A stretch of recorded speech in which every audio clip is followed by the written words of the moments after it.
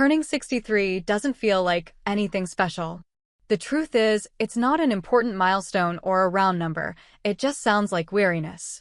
I spent the morning as usual, black coffee, the crossword puzzle, the creak of the porch swing under my weight, and the sight of grass that refuses to stay green no matter how much I water it.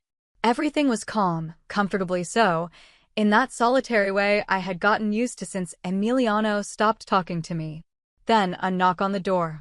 It wasn't the impatient tap of the mailman, nor the neighbor selling coupons, just a knock followed by the sound of footsteps walking away. I opened the door, and there it was, a box wrapped in brown paper, carefully sealed, with a thin blue ribbon tied around it. There was no doubt about the handwriting. I hadn't seen it in 3 years, but I would recognize it with my eyes closed. Emiliano wrote as if drawing a precise blueprint, no unnecessary curves, always in blue ink. I didn't open it immediately. I stood there, barefoot on the doormat, staring at the perfect letters that spelled my name, Mariana Guzman. I whispered it softly, as if it sounded different coming from him. Inside, I placed the box on the kitchen table. The coffee had already cooled. I reheated it and sat with my hands folded in my lap, as if waiting for someone to call me to talk. After 3 years of silence, not a card when I had pneumonia, not a word when my sister died. And now this. Curiosity eventually won out. Inside the paper, there was a white box, and inside it, wrapped in tissue paper as if fragile, were cookies. Lots of them, carefully decorated, each one different, blue flowers, golden leaves, stars dusted with sugar, all handmade. Emiliano had never baked in his life. There was no note, just a small card attached to the lid. Happy birthday, Mom. Let's start over. I held the card as if it were going to disappear if I blinked. My throat tightened, not exactly a knot, but that soft pain that arises when you want something to be real but still don't believe it. I didn't eat them. I wanted to, but I didn't. Maybe it was pride, maybe fear, or perhaps something quieter, something I couldn't name but didn't want to ignore. I put one cookie in a small plastic container, sealed it, and placed it in the fridge. I carefully wrapped the others. Luisa Fernandez lived just 15 minutes away. Emiliano's mother had always been kind to me, especially when he pulled away. I thought if anyone deserved something sweet, it was her. And it felt easier to give them to her than to sit wondering what they meant. That afternoon, I drove to her house. The sun was low enough to tint the trees a soft orange, and her wind chimes were already dancing. I handed her the box with a smile, ignoring her protests. Later, at home, I stood in the entryway, looking at the empty space on the table where the box had been, trying not to feel relief that it was no longer there. The next morning, just as I was serving my coffee, the phone rang. I was halfway through pouring my second cup when it rang. The sound startled me. It had been a while since anyone had called that early, and even longer since that number had appeared on the screen. Emiliano. I didn't answer right away. My hand hovered over the phone as if it might burn me. It rang again before I picked it up. Hello. Hi, Mom. His voice, soft and casual, slid through the line as if nothing had happened. As if 3 years of silence hadn't piled up between us like settled dust. Happy birthday. A little late, I know. Emiliano. I sat slowly, holding the cup with both hands. I received your package. Yeah, he chuckled softly. I wasn't sure you'd open it, to be honest. I did. It was unexpected. There was silence, and then he asked, with a tone that was too casual, so, how were the cookies? I breathed in deeply. I didn't eat them. I gave them to Luisa. The phone went completely silent. I pulled it away from my ear to see if the call had dropped. It hadn't. You gave them to Luisa? His voice was different now, sharper. The warmth faded. Yeah, I said slowly. She's always liked sweets, and I didn't know what to do with them. He didn't speak for a while. I could hear his breathing, tense and irregular. Then, quietly at first, but with growing force, what did you do? The words hit like a slap. I blinked, stunned. Emiliano, what's wrong? They weren't for her, he spat. They were for you, just for you. His voice cracked, not with sadness, but with something else, frustration, maybe panic. I couldn't tell. I stood frozen, the coffee growing cold in my hands. I didn't know, I said softly. Of course, you didn't. The bitterness seeped in, dense and suffocating. You never know. He hung up before I could say anything else. The dial tone buzzed in my ear. I slowly placed the phone down, staring at the counter. My heart beat loudly, not quickly, but deeply, as if it wanted to be heard. Just for you. That's what he had said. I stood up, opened the fridge, and there it was, the small container, one perfect cookie intact. I closed the door and leaned against the counter, suddenly cold. Then the other phone rang, the landline in the hallway. Hardly anyone used it. I walked toward it, already feeling the fear spreading. The landline crackled when I picked it up, as if the receiver had forgotten how to carry a voice. Mariana, it's Sofia, Emiliano's wife. Yes, her voice was tense, fragile. It's Luisa, she's in the hospital. I sat down without meaning to. What happened? She collapsed this morning, vomiting, disoriented. I thought it was the flu, but it got worse. She couldn't stand. She was confused. The ER says they can't find anything concrete. They're running tests. My mouth went dry. Did she eat anything unusual? A pause. She mentioned some cookies. She said you gave them to her. Yes. I gave her the box Emiliano had sent me. Sofia didn't speak. I could hear the hospital noises in the background, monitors, heels on the floor, a cart squeaking down the hall. Do you think they could have made her sick? She asked finally. I swallowed. I don't know. I didn't eat any. Another silence. If you think of anything at all, let me know. Yes, I whispered. Sure. We hung up, and I stayed there in the dim light, staring at the wall. The afternoon sun had faded, leaving the room in a murky haze. I didn't turn on the lights, didn't move for a long time. Later, after dark, I entered the kitchen, with the aimless instinct of someone looking for order. I started cleaning, wiping down surfaces, folding towels that didn't need folding. I opened the trash to empty it, and I saw something at the bottom, a small clear plastic bottle, like the ones for vitamins, with no label, just a faint trace of white powder stuck to the inside walls. I took it out and turned it in my hands. It wasn't mine, I had never seen it before. The cap was tightly closed. I opened the fridge. The cookie was still there, kept in its small container as if it had been waiting for this moment. My hands shook as I took it out. I didn't even remember why I had kept it. Something sweet for later. A small kindness to myself. Now, I couldn't look at it without feeling nauseous. I took the cookie and the bottle to the studio and placed them on the desk. The light from the lamp made the sugar crystals shine faintly. I sat and crossed my hands, staring at them as if they might blink first. It was me, the white, meant for me. The questions lay there, too big to touch. Later, before bed, I called the lab where Alejandra Torres worked. She owed me a favor. I didn't say much, just that I needed something analyzed discreetly. She said she could meet me in the morning. I hung up and stood in the middle of the room for a long time before turning off the light. In the silence, I could still hear Emiliano's voice in my head. What did you do? The cookie stayed in the fridge that night. So did the fear. The lab was hidden behind a medical office complex on the outskirts of the city. The kind of place you wouldn't notice unless you were looking for it. Alejandra came out to meet me in the parking lot, wearing a lab coat too pristine for how early it was. She didn't ask many questions, just raised an eyebrow when I handed her the container. Is this the kind of favor I'll regret? She asked lightly. I tried to smile, but I didn't quite manage it. Just tell me what's inside. She nodded and disappeared through the side door. I stayed in the car with the engine running and the radio off. My hands were cold. I didn't leave. I couldn't. Memories filtered through like water slipping under a door. Emiliano, at 8, folding napkins at the table with geometric precision. At 10, throwing a tantrum because I reorganized the pantry by color instead of size. At 2, refusing to speak to me for an entire week because I forgot to use the right brand of ketchup on his sandwich. Back then, I called them quirks. I said he was particular, sensitive, brilliant in school, obedient in public, a model child in theory. But I also remembered how he would watch people eat, how he watched me that time I baked cookies with walnuts by mistake, and he spit one in the trash. Then, He washed his mouth until his lips bled. How he would stay completely still when he was disappointed, as if he was saving it for later. A nurse from the hospital called mid-morning. Luisa's condition hadn't improved. They were escalating her case to internal medicine, still without a diagnosis. No one mentioned the cookies, and I didn't suggest the idea. I sat in the kitchen, waiting for Alejandra's call, my hands around a cup of tea that I didn't drink.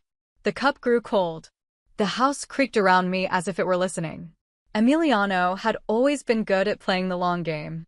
He didn't explode like other kids. He planned, hoarded things. You could see him take an offense, file it away, and bring it back sharper later. When the phone rang just after noon, I jumped. "It's Alejandra," she said. "We did the standard panels." Then I asked them to dig deeper. I held my breath. "There's something in the cookie," she said. "Traces of a compound related to aconite. Monkshood. It's highly toxic. It's rare to find it in food. Definitely not an accident." I closed my eyes. "Someone ate this?" she asked. I couldn't answer her. She hesitated. "I'll write it down discreetly." After hanging up, I stayed still for a long time. My son had sent me poison in a gift box, a box that had been passed on to another person as if it were nothing. That night, I found myself outside again, walking up and down the entryway, not knowing what I was looking for. The sun was setting. The wind brought a faint smell of cinnamon, or maybe it was just a memory. Then my phone vibrated again. "Unknown number." I answered. The voice on the other end of the unknown number was calm, clipped, and unfamiliar. "Is this Mariana Guzman?" "Yes." I hesitated. "I'm Detective Fabian Morales. I was referred by Dr. Alejandra Torres. She said you requested a toxicology analysis of a food item and asked that any concerning results be communicated to the authorities. Is that correct?" I wanted to say no. I wanted to claim a misunderstanding, protect the last remnants of what had once been family. But I heard myself say, "Yes, it's correct." There was a professional pause, but not cruel. "Would you be willing to meet to discuss the results and your concerns?" I agreed, but it felt like signing something permanent. We met that afternoon in a small office, behind the police station. Nothing dramatic. Morales seemed young to be a detective, maybe in his 30s, with sharp eyes that didn't stay focused too long. He offered me water, which I refused. My hands wouldn't stop moving, folding and unfolding a handkerchief I didn't remember bringing. He started gently, asking how long I had been estranged from Emiliano, how often we spoke, when I received the package, what it contained, how Luisa Fernandez fit into the equation. I answered each question clearly, with as much precision as I could, avoiding the emotion that threatened to surface. He listened attentively, taking notes in a yellow notebook, not interrupting. Then came the harder questions. "Do you think your son tried to harm you?" I looked down at my hands. "I don't want to believe it," I said. "But the cookie had poison. Luisa didn't bake it." "I didn't bake it." He sent it. "And the bottle you found in the trash wasn't mine." The moment matched. "Any reason he would want to harm you?" "Financial motives, family tensions." I shivered. "He holds grudges. He always has, I think. He blames me for things I couldn't fix." Morales nodded slightly, but I saw the doubt swimming in the space between his eyes. All I had was a poisoned cookie and a hunch. No fingerprints, no witnesses, no confession. He leaned forward. "Would you be willing to turn over the cookie and the bottle as evidence, allow us to open a formal case?" I hesitated. It felt like a betrayal, even though I knew it wasn't, even though Emiliano had made his move first. I finally said, "If there's any chance he's done this before or will do it again, I can't ignore it." He nodded and stood, signaling the end of the meeting. "We'll log the items and keep you informed. If anything changes, call me directly." When I left the station, the sky was starting to darken. I got in the car, closed the doors out of habit, and sat with my hands on the wheel. It wasn't exactly guilt, it was something older, deeper. The knowing that being a mother doesn't end just because your child has changed. Apart from me, the one who once prepared Emiliano's school lunches, now I was silent and stunned, trying to understand how the boy I raised became the man who sent me a box of poison wrapped in a ribbon. That night, I didn't sleep. I left the hallway light on. Every creak in the house made me sit up and listen. In the morning, I decided, if he didn't want me to know what he was capable of, he should have been more careful. I would go see him, not as his mother, but as the woman he underestimated, and I would bring a recorder. Emiliano opened the door with a tense smile, the kind that doesn't reach the eyes. "Mom," he said, stepping aside. What a surprise. I forced a smile. "I know about Luisa. I wanted to stop by to see how she's doing." He nodded, inviting me in. "She's still at the San Lucas hospital. Sophia's with her. They think it might be some kind of virus." I nodded as if I believed him. The phone in my pocket was already recording. His kitchen was spotless, as always. A place where everything had its place, even the angle of the knife block. I kept the tone light. "I'm sorry we couldn't talk more the other day," I said. "The cookies were lovely." Emiliano raised an eyebrow. "They were." I studied his face. "I didn't eat them, to be honest." Luisa was delighted, I continued. She said the star-shaped one was her favorite. There it was. Just a flicker. Barely a pause, but enough.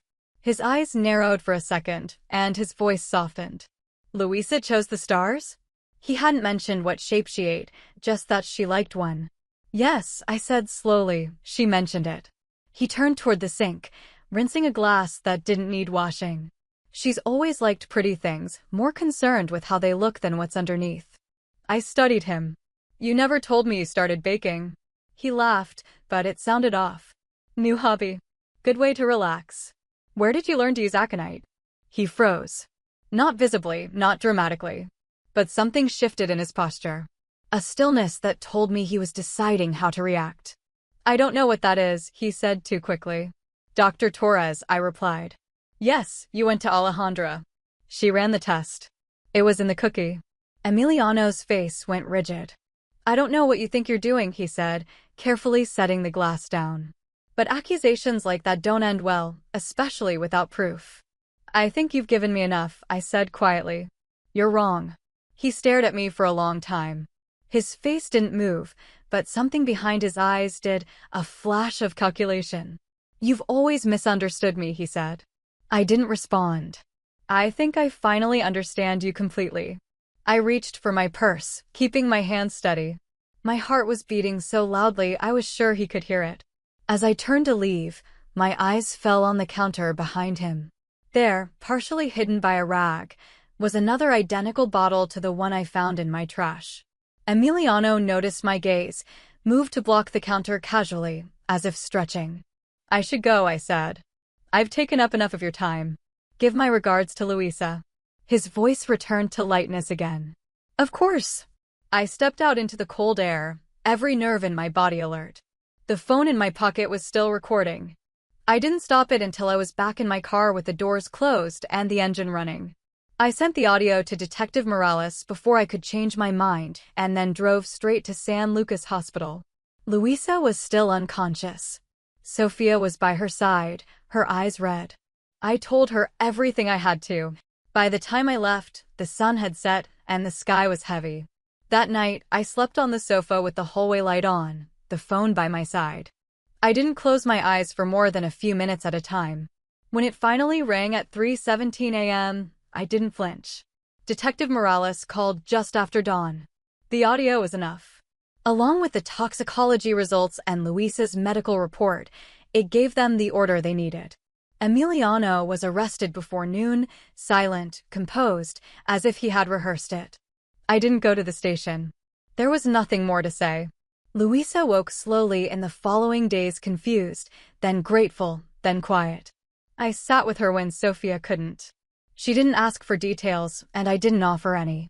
One afternoon, I took her hand and said, "I'm sorry." She squeezed it once. It was enough. Sophia cried in my kitchen that week. She said she should have known that Emiliano had become distant, strange. She had found strange notes in his journals, jars of dried plants she didn't recognize. She thought he was just dealing with something, but she didn't know what. It turned out that Emiliano had been writing under a pseudonym in obscure herbal forums for years. Descriptions, distractions, dosages, interactions. An academic tone, chilling in retrospect. Some terms matched exactly with what was found in Luisa's blood tests. It all came down to one decision: a cookie I didn't eat. I took the container out of the fridge on a quiet Tuesday morning. The cookie was still intact, although the frosting had dulled. Detective Morales had given me a sealed evidence bag the day they arrested Emiliano in case I wanted to keep it. Not for